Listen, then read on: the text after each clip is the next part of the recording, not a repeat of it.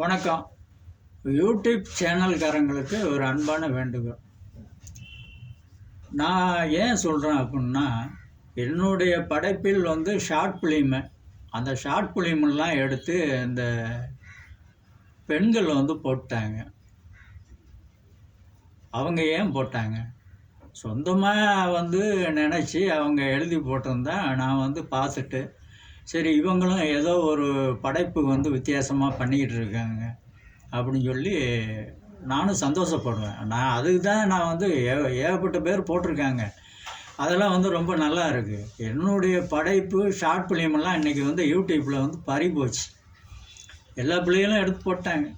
அது எனத்த சொல்ல, இந்த பொம்பளை பிள்ளைகளை திட்டதுக்கு நம்மளால் முடியல. எனக்கு மனசு வரல. அப்போ ஷார்ட் ஃபிலிமை எடுத்து போடுற அளவுக்கு நீங்கள் சாங்கில் போடுற அளவுக்கு நீங்கள் இருக்கீங்க அப்படின்னா இது ஏன்? அப்போ நாங்கள் யார்கிட்ட போய் கம்ப்ளைண்ட் பண்ணேன்? நான் யூடியூப்பில் எவ்வளோ போராடிக்கிட்டு இருக்கேன். அதுக்கு இது வரைக்கும் எந்த பதிலும் இல்லை. ஷார்ட் ஃபிலிமை எடுத்து போடுற அளவுக்கு பிள்ளைங்க சாங்கில் யூஸ் பண்ணுற அளவுக்கு உங்களுக்கு எதுக்கு சொல்லுங்கள்? நான் என்ன உங்களை சொல்ல போகிறேன், என்ன எனக்கு ஒன்றும் புரியல. அதனால தான் நான் டோட்டலாக எதுவுமே போடக்கூடாதுன்னு நிப்பாட்டேன். நாங்கள் இந்த யூடியூப்பில் மட்டும்தான் தோற்று போயிருக்கோம். ஒவ்வொரு படைப்பாளிகளும் திருடுறவங்ககிட்ட தான் நாங்கள் தோற்று போயிட்டு இருக்கோம். எங்கள் படைப்பை என்றைக்குமே அது படைப்பாக தான் யூடியூப்பில் ஓடிக்கிட்டு இருக்கு. எதுக்கு திருடணும்? தயவு செஞ்சு சிஸ்டர், நீங்கள்லாம் திருடி சம்பாதிச்சு உட்காந்துட்டு இருக்கீங்க. அதெல்லாம் வேண்டாம். உழைச்சி சாப்பிடுங்க, நல்ல சிந்தனை பண்ணி சாப்பிடுங்க, தெளிவாக சாப்பிடுங்க.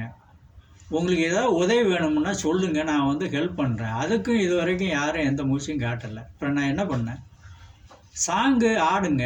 சாங்குக்கு சின்ன பட்ஜெட்லலாம் மாஸ்டர் இருக்காங்க. நான் கூப்பிட்டா ஃப்ரெண்ட்லியாக ஒர்க் பண்ணி கொடுப்பாங்க. நீங்கள் வாங்குகிற சம்பளம் 75,000 50,000 இருக்குது. அதுக்கு நீங்கள் செலவு பண்ணுங்கள். எங்களுக்கு அந்த வாய்ப்பு கிடைத்தால் 75,000 நாங்கள் எல்லாத்தையும் செலவு பண்ணிவிட்டு வீட்டுக்கு போவோம். எங்களுக்கு கலை முக்கியம். அப்படி தான் எங்கள் குணம்.